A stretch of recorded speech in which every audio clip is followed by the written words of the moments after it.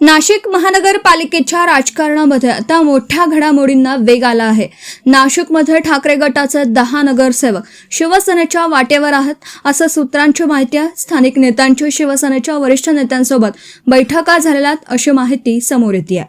5 कोटी रुपयांची विशेष निधीची ऑफर दिली अशी देखील चर्चा नाशिकचे ठाकरे गटाचे नेते केशव ओझे यांना सगळ्या चर्चा पेटवून लावल्या आहेत। आमचे एकही नगरसेवक सुटणार नाहीत आणि कोणाकडे जाणार नाहीत असं स्पष्टीकरण देण्यात आलं। एक महानगरपालिकाच नाही तर महाराष्ट्रातल्या अनेक नगरपालिका, नगरपंचायत आणि महानगरपालिकेचे नगरसेवक हे माननीय एकनाथ शिंदे साहेबांच्या नेतृत्वाखालच्या शिवसेनेमध्ये येऊ पाहत आहेत। ही सत्य नाकारता येणार नाही आणि याची प्रचिती काही दिवसातच आपल्याला येईल।